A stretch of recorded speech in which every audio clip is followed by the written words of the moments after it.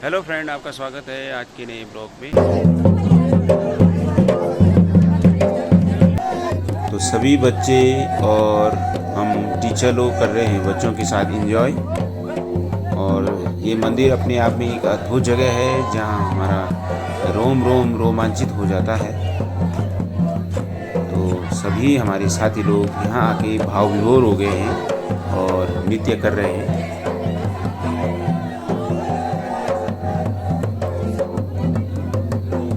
मुनियाल जी काफ़ी रोमांचित हो जाते हैं जब सुरकंडा मंदिर आते हैं, और उनके साथ मैं भी काफ़ी रोमांचित हूँ।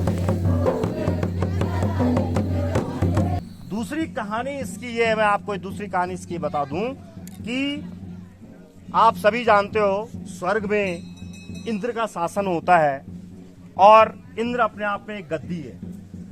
कौन उस गद्दी पर बैठता है? स्वर्ग लोक में जो लोग रहते हैं, जो वहां का राजा बनता है, उसे इंद्र के नाम से पुकारा जाता है। एक बार जब देवताओं और असुरों में जब भयंकर लड़ाई हो गई तो उस लड़ाई में देवता हार गए और देवता हार गए, स्वर्ग पर अधिकार हो गया असुरों का।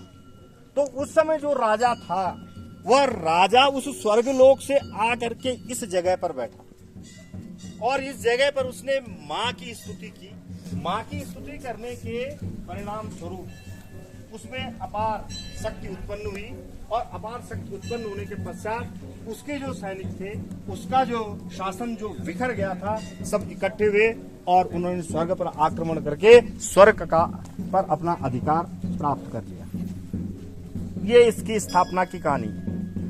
अगला मैं आपको बताऊं कि यहाँ पर जो ये देवी है, माँ सुरकंडा जो देवी है, इसके मैती होते हैं। जैसे लड़कियों की शादी हो जाती है, ये मायके पक्ष है, ये ससुराल पक्ष है।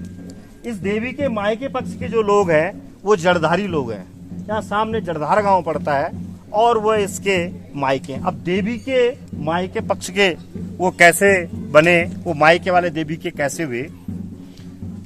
यहाँ देवी की स्थापना हो गई थी। देवी ने एक बहुत वृद्ध महिला का रूप धारण किया और उस समय इस क्षेत्र में न तो आवागमन के साधन थे, न सड़कें कहीं पर थी, कुछ नहीं था। लोग पैदल जाते थे यहाँ से देहरादून और ऋषिकेश तक। उसको उस समय स्थानीय भाषा में माल कहते थे। माल कहा जा रखे माल। और उस माल से न तो गुड़ होता था यहाँ, न नमक होता था। अधिकांश तक गुड़ और नमक लेने के लिए जाते थे। चाल, दावल, सब्जियां ये तो लोग अपने खेतों में पैदा कर लेते थे। मसाले खेतों में पैदा कर लेते थे, उनको नीचे से लाते थे। अब माँ सुरकंडा ने एक वृद्ध महिला का रूप धारण करके नीचे, यहाँ बागी मठान गांव उसके और नीचे वहां, और वह क्या होगी, वहां पर एक जगह में माँ सुरकंडा वहां पर बैठ गई। नीचे से लोग जो सामान लाने के लिए नीचे जा रखे थे वो नीचे से ऊपर आए और ऊपर आ रहे थे। सबके अपने पीछे से पिट्ठू लगे हुए थे। जब पिट्ठू लगे हुए थे, सामान उनके पास था, तो पसीना भी था, थक भी उन्हें क्या थी, लगी हुई थी।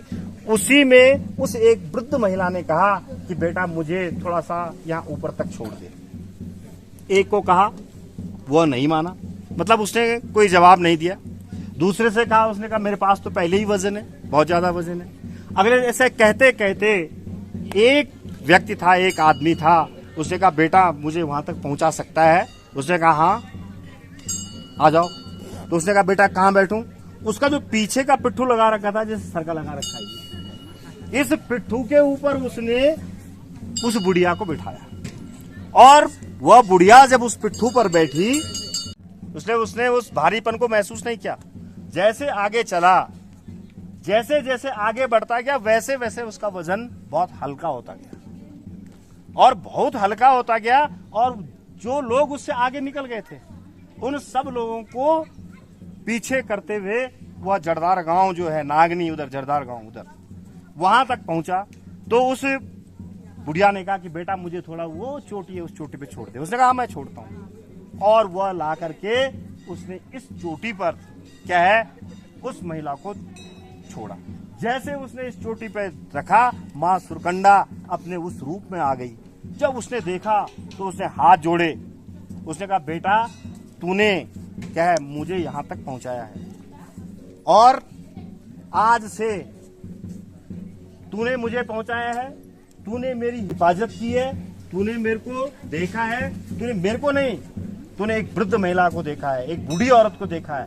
आज से आप लोग मेरे मायके वाले हो गए। और उसने कहा आप लोग यहाँ आकर के मेरे को क्या अपने गांव ले जाओगे। वहां जरदार गांव में भी मंदिर है, वो लोग यहाँ आते हैं, यहाँ आकर के वहां ले जाते हैं। 8 दिन तक वह वहां क्या करते हैं, पूजा करते हैं, पाठ करते हैं, माँ की डोली अपने यहाँ वो रखते हैं और रखने के पश्चात फिर वह 90वें दिन वहां से माँ को इसी स्थान पर स्थापित करने के लिए यहाँ पर लाते हैं और वहां से पैदल चलते हैं, नंगे पांव क्या करते हैं, चलते हैं। इसलिए जरधार गांव के जो लोग हैं, यहाँ मायके वाले हैं, पुजारी जो हैं, यही बगल में खुरेद के पास गांव है, वहाँ के लेखवार लोग यहाँ के क्या हैं, पुजारी हैं।